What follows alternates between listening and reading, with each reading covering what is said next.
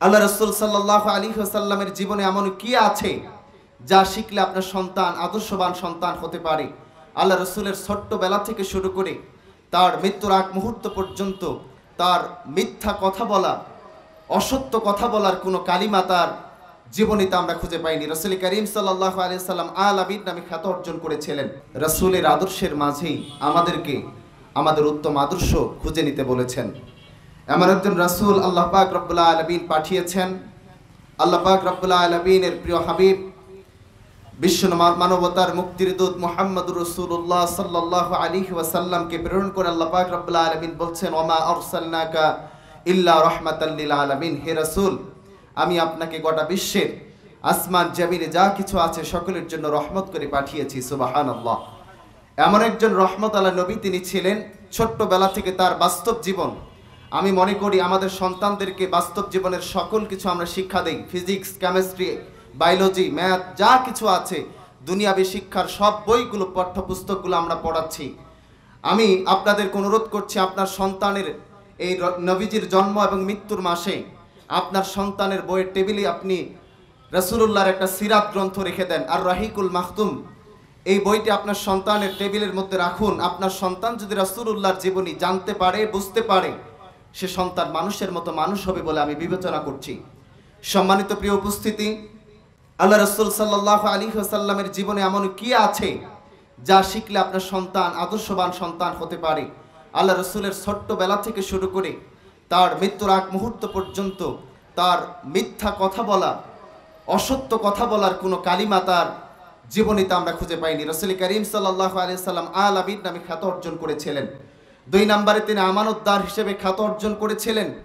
বিশ্বনবী মুহাম্মদুর রাসূলুল্লাহ সাল্লাল্লাহু আলাইহি ওয়াসাল্লাম নবুয়ত যখন লাভ করেছিলেন, নবুয়ত লাভ করবার পর আল্লাহ পাক রব্বুল আলামিন রাসূলকে ডেকে বললেন জিবরিল আমিনের মাধ্যমে, ইকরা বিসমি রাব্বিকাল্লাযী খলাক। পড়ুন নবী, আপনার প্রভুর নামে যিনি আপনাকে সৃষ্টি করেছেন। এখান থেকে প্রতীয়মান হয় যে আল্লাহ পাক রব্বুল আলামিন এখানে পড়ার নির্দেশনা দিয়েছেন।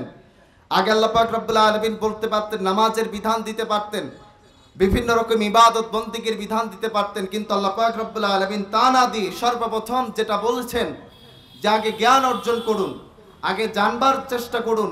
এজন্য বলেছেন তলাবুল ইলমি ফারিদাতুন আলা কুল্লি মুসলিম, প্রত্যেক নর নারীর উপরে দ্বীনি জ্ঞান অর্জন করা ফরজ করা হয়েছে।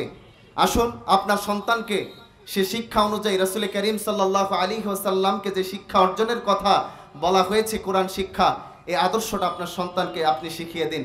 নবী করিম সাল্লাল্লাহু আলাইহি ওয়াসাল্লাম প্রকাশ্যে দাওয়াত দেওয়ার পূর্বে তিনি 3 বছর গোপনে দাওয়াত দিয়েছিলেন। এই 3 বছর গোপনে দাওয়াত দেওয়ার সর্বপ্রথম রাসূলুল্লাহর উপর ঈমান এনেছিলেন। রাসূলের কাছে ঈমান এনেছিলেন মহিলাদের মধ্যে হযরতে খাদিজাতুল কুবরা রাদিয়াল্লাহু তাআলা আনহা। এখান থেকে আপনার আমার জন্য শিক্ষা হচ্ছে যে খাদিজা রাদিয়াল্লাহু তাআলা আনহা রাসূলুল্লাহর স্ত্রী হবার পরও আল্লাহ রাসূল যখন বললেন, খাদিজা আমার উপর ঈমান আনো, আমি আল্লাহর রাসূল হয়েছি, আমার উপর ওহী নাজিল হয়েছে। আপনি কি চিন্তা করতে পারেন একজন স্বামীর কাছে, একজন স্ত্রীর কাছে তার স্বামী সব কিছু উজাড় করে দিয়ে দেখাতে পারে যে তার স্বামী ভালো না মন্দ? এই বিষয়টা একমাত্র তার স্ত্রী সবটাই দেখতে পারে। বাহিরে আপনি বুজুর্গগিরি দেখাতে পারলেও, হাজিগিরি দেখাতে পারলেও স্ত্রীর সামনে সেটা সম্ভব নয়। কিন্তু রাসূল করিম সাল্লাল্লাহু আলাইহি ওয়াসাল্লামের স্ত্রী মা খাদিজাতুল কুবরা রাদিয়াল্লাহু তাআলা আনহা অকপটে কোনো কথা না বলে রাসূলুল্লাহর উপর ঈমান এনে, স্বামীর উপর ঈমান এনে মুসলমান হয়েছেন। সুবহানাল্লাহ বলেন।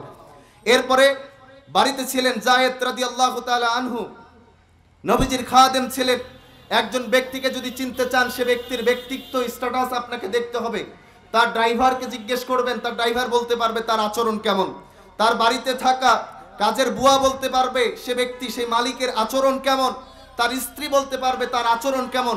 ঠিক তেমনি হযরত মুহাম্মদ সাল্লাল্লাহু আলাইহি ওয়াসাল্লামের খাদেম হিসেবে যিনি ছিলেন পালক পুত্র যায়েদ রাদিয়াল্লাহু তাআলা আনহু, তিনি সর্বপ্রথম রাসূল করিম সাল্লাল্লাহু আলাইহি ওয়াসাল্লাম যখন ঈমান আনবার কথা বলেছেন, অকপটে ঈমান এনেছেন। সুবহানাল্লাহ।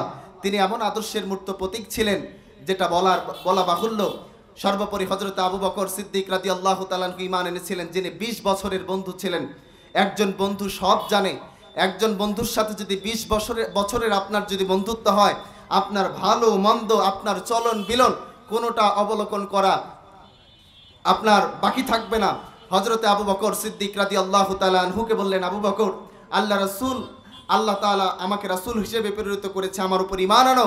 আবু বকর সিদ্দিক রাদিয়াল্লাহু তাআলা আনহু বলছেন, ইয়া রাসূলুল্লাহ, আপনার চলন, আপনার কথাবার্তা দেখেই মনে হয়েছে আপনি আর 10 জনের মতো নন, আপনি নিঃসন্দেহে একজন আল্লাহ রাসূল হবেন, আল্লাহর নবী হবেন। সুবহানাল্লাহ। আপনার আমার বন্ধুকে যদি আপনি এমনও কথা বলেন, বলারই তো দূরের কথা, কিচ্ছু বললেন না, আপনার বন্ধুকে একসাথে ঘোরেন, একসাথে চলছেন, হঠাৎ করে নামাজি হলেন, আপনার বন্ধু টিটকারি মারবে, কথাকার কোন বুজুর্গ হইলি, হঠাৎ তুই নামাজ শুরু করে দিলি।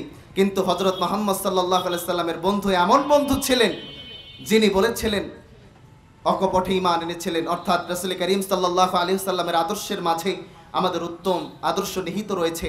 আমাদেরকে রাসূলুল্লাহর আদর্শকে বাস্তব জীবনে আমল করতে হবে, তবেই মানুষের মতো মানুষ হতে পারবো। পৃথিবীর কোনো আদর্শ নেতা, কোনো নেতা রাসূলুল্লাহর থেকে বড় আদর্শ নেতা হতে পারে না। যদি আদর্শবান নেতা হিসেবে মানতে হয়, বিশ্বনবী মুহাম্মদুর রাসূলুল্লাহ সাল্লাল্লাহু আলাইহি ওয়াসাল্লামকে আদর্শ নেতা হিসেবে গ্রহণ করতে হবে। আল্লাহ পাক রব্বুল আলামিন আমাদেরকে রাসূলুল্লাহর আদর্শ মূর্ত প্রতীক হিসেবে গ্রহণ করুক, কবুল করুক, আল্লাহুম্মা আমিন।